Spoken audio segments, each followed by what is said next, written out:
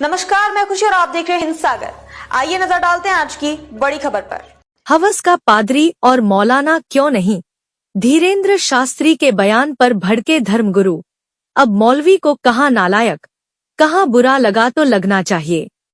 उसका पुजारी आपने बयान दिया, तो मौलाना ने अब आपत्ति जताई और कहा है कि ऐसे बयान नहीं देना चाहिए। इन नालायक हैं, इनको ज्ञान नहीं है किसी भी प्रकार से। हमने किसी भी मजहब को या किसी भी धर्म गुरु को नहीं हमने बोला। हमने एक अपने सनातनियों को जगाने के लिए जो प्रायोजित तरीके से हमारे भारतीय सनातनी हिंदुओं का ब्रेन वॉश किया जाता, उसको हमने जागरूक हिंदुत्व के नाते, हिंदू के नाते हमने बताया है कि हवस का पुजारी वर क्यों होता है। बोलचाल में पुजारी हमारे सनातन धर्म का सबसे बड़ा पद है, सनातन धर्म में उसका सम्मान है, पूजा करते हैं। अच्छा, हवस का पादरी क्यों नहीं होता, हवस का मौलाना क्यों नहीं होता? अगर ये बोल दिया है तो लोगों को दिक्कत होने लगी। अभी कोई एक नेताजी है, उन्होंने बयान दिया था कि साधु संत तो गांजा फूंकते हैं। कोई अंसारी जी है, उन्होंने कहा कि महात्मा गांजा फूंकते हैं।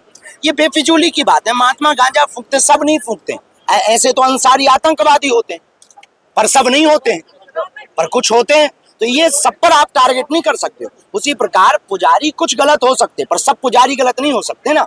तो सबको टारगेट क्यों किया जाए? हवस का मौलाना क्यों नहीं हो सकता है? हम किसी भी मजहब के खिलाफ नहीं है, उनको बुरा नहीं मानना चाहिए। अगर किसी को बुरा लगा हो तो लगना चाहिए, उसमें हमको कोई दिक्कत नहीं। इजराइल के द्वारा आतंकी अड्डों पर हमला किया जा रहा है, उन्हें खत्म किया जा रहा है और भारत में उसका विरोध किया जा रहा है, इस पर क्या कहते हैं? ये भारत की यही सबसे बड़ी दिक्कत है।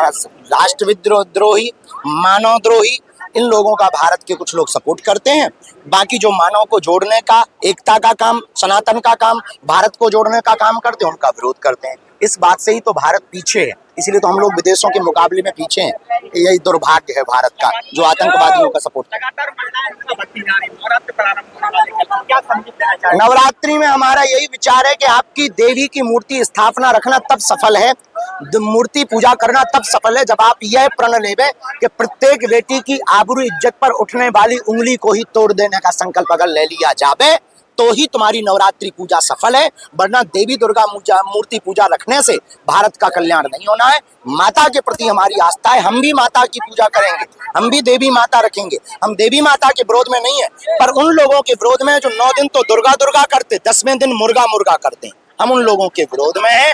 माता देवी को रखने वाले लोग संकल्प लेवें, दुर्गा पूजा के साथ भारत की बहन बेटियों के साथ होने वाले अत्याचार पर कम से कम खुलकर बोलें। महालक्ष्मी के 30 टुकड़े हुए, 30 टुकड़े हिंदू बेटियों के हो रहे हैं।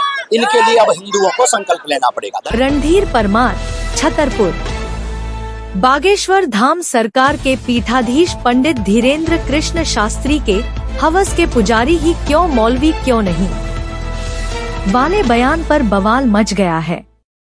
मौलानाओं को लेकर कही गई इस बात के बाद धर्मगुरुओं में नाराजगी है।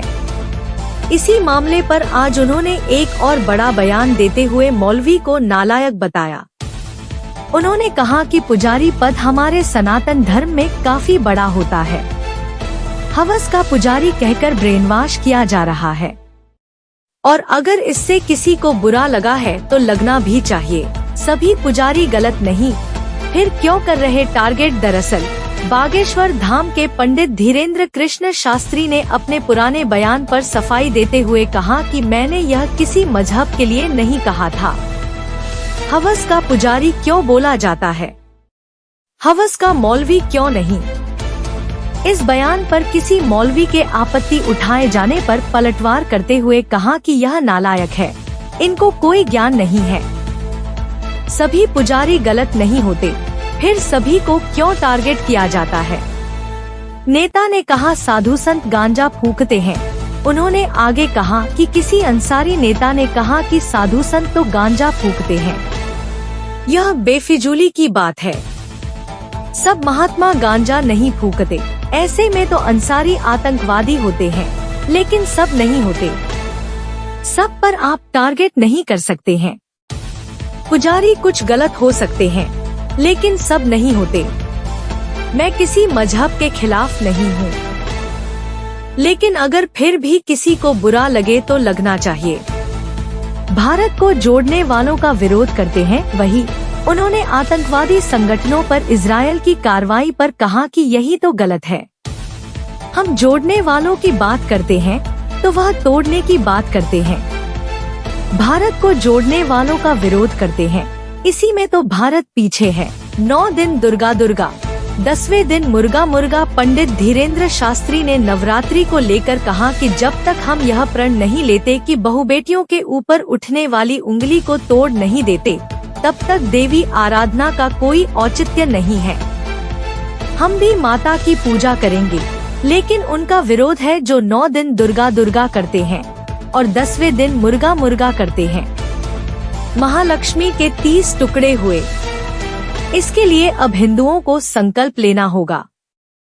धीरेन्द्र शास्त्री ने लगाई झाड़ू। छतरपुर में सर्व पितृ मोक्ष अमावस्या के पावन अवसर पर सिद्ध क्षेत्र बागेश्वर धाम में स्वच्छता अभियान चलाया गया। अभियान के तहत समूचे क्षेत्र में सफाई करते हुए लोगों को संदेश दिया गया कि वे स्वच्छता के साथ रहेंगे तो बीमार नहीं होंगे। रोगों से दूर रहने का यही उपाय है कि वे अपने आसपास स्वच्छता बनाए रखें। दुकानदारों को भी दुकानों के आगे डस्टबिन रखने के निर्देश दिए गए। पंडित धीरेन्द्र कृष्ण शास्त्री ने हाथों में झाड़ू लेकर स्वच्छता अभियान की शुरुआत की। यहाँ आए हजारों लोगों ने भी इस अभियान में अपना योगदान दिया। अब तक के लिए बस इतना ही। फिर होगी आपसे मुलाकात ऐसी एक और बड़ी खबर के साथ। तब तक के लिए नमस्कार और देखते रहिए हिंद सागर। ऐसे ही लेटेस्ट अपडेट्स के लिए हमारे चैनल को सब्सक्राइब करें और तुरंत नोटिफिकेशन पाने के लिए बेल आइकन प्रेस करना ना भूलें। और यदि आप हमें फेसबुक के माध्यम से देख रहे हैं तो हमारे चैनल को फॉलो जरूर करें।